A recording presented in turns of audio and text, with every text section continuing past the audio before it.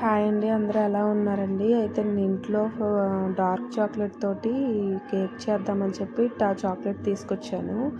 ఎందుకంటే new year కదండి, అందుకోసమని. దానికోసమేమో 2 చాక్లెట్లు తీసుకొచ్చి ఇలాగా బాగా తురుముకొని దాన్నేమో ఒక గిన్నెలో తీసుకొని అందులో వేడి పాలు పోసానండి. అది కరుగుతుంది కాబట్టి ప్రత్యేకించి స్టవ్ మీద పెట్టకుండా కరిగిన తర్వాత పక్కన పెట్టేసుకున్నానండి. అలా కలిపేసుకొని పక్కన పెట్టుకున్న తర్వాత ఒక గిన్నెలో 4 గుడ్లు తీసుకొని బాగా హ్యాండ్ బ్లెండర్ తోటేమో బాగా అది మనకి క్రీమీగా వచ్చినట్టుగా చేశానండి. బాగా హ్యాండ్ బ్లెండర్తో బ్లెండ్ చేశాను. ఆ బ్లెండ్ చేసిన తర్వాత అంటే నాకు హ్యాండ్ బ్లెండర్ ఉంది కాబట్టి చేశానండి, లేకపోతే పిస్కరైనా పర్వాలేదు, ఏదైనా గరిటెతోటైనా అలా మనం చేసుకోవచ్చు. కొంచెం ఎక్కువ టైం పడుతుంది అంతేనండి. అలా అయిన తర్వాత ఏమో ఒక కప్తో షుగర్ తీసుకొని కప్తో షుగర్ ఏమో మిక్సీ పట్టుకొని రెడీగా పెట్టుకున్నాను. ఒక కప్పు షుగర్కి మనకి 2 కప్స్ పౌడర్లా వస్తుందండి. నేనైతే ఒక ఫుల్ కప్కి అలా వస్తే 2 కప్స్ వచ్చింది నాకు షుగర్. నేను వేసుకొని ఫస్ట్ హ్యాండ్ బ్లెండర్ అనేది ఏదైనా సరే మనం ఫస్ట్ ఒకసారి బాగా కలుపుకోవాలి. హ్యాండ్ బ్లెండర్ అయితే మాత్రం ఆన్ చేయకూడదండి. నేను ఆన్ చేయకుండా ఫస్ట్ అలా కలిపాను చూడండి. కలపకపోతే మనకి ఎగిరిపోతుందండి బయటికి, ఎంత పెద్ద గిన్నె అయినా సరే. అలా కలుపుకున్న తర్వాత బాగా అప్పుడు హ్యాండ్ బ్లెండర్ ఆన్ చేసుకొని కలుపుకోవాలి.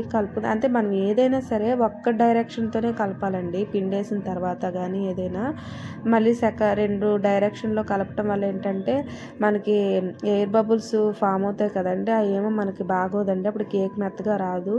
ఎప్పుడైనా ఎవరైనా ఏ కేక్ చేసినా అది మాత్రం గుర్తుపెట్టుకోవాలి. అయితే ఆ తర్వాత ఏంటంటే నేను 2 బ్రూ ఉంటాయి కదండి, బ్రూ కాఫీ పొడి, అది కలుపుకొని వేసుకున్నాను.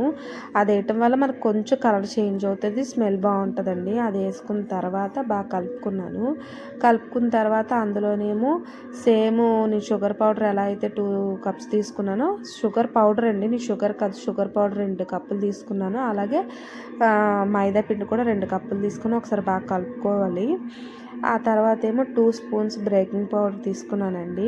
1 స్పూన్ అయితే మాత్రం వెనిలా ఎసెన్స్ తీసుకున్నాను, అంచనాగా వేసానండి. 1 స్పూన్ ఏమో తినేసాడు ఉంటుంది కదండి, మనం వంటలు వేసుకుంటే అది కూడా వేసుకొని బాగా కలుపుకోవాలండి. బాగా కలిపేసిన తర్వాత అప్పుడు మనం చాక్లెట్ మిశ్రమం తయారు చేసి పక్కన పెట్టుకున్నాం కదా, అది కూడా వేసుకొని 1 కప్ ఏమో ఆయిల్ వేసుకోవాలండి. అది కూడా ఏ స్మెల్ ఉండకూడదు, నార్మల్ రిఫైండ్ ఆయిల్ అయి ఉండాలి. కలుపుకొని బిస్కెట్ తోటి ఒకసారి ఒక సైడ్కి పెట్టుకున్న తర్వాత ముందుగానే నేను ప్రీ హీట్ చేసుకొని పెట్టుకున్నానండి. ఓవెన్ లేని వాళ్ళు అయితే ఇలా చేసుకొని పెట్టుకోవాలి.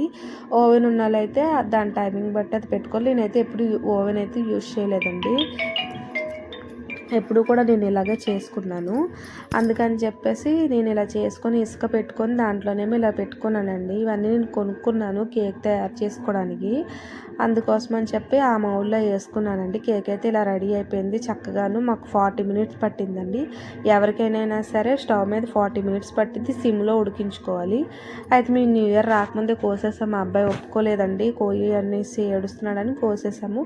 కేక్ మాత్రం టేస్ట్ చాలా బాగుంది. ఎవరైనా సరే ట్రై చేయండి, చాలా బాగా కుదురుతుంది బయట కొనుక్కునే కంటే. అందుకోసం ఇలా చేసాము. నచ్చితే కనుక ప్లీజ్ ఫ్రెండ్స్ నన్ను లైక్ చేసి షేర్ చేయండి, సబ్స్క్రైబ్ చేయండి. అందుకోసం ఇదిగోండి, నేనైతే న్యూ ఇయర్కి ఇలా ముగ్గులు వేసుకున్నామండి. మా ముగ్గులు చూడండి ఎలా ఉన్నాయో. నచ్చితే కనుక లైక్ చేయండి ప్లీజ్ ఫ్రెండ్స్.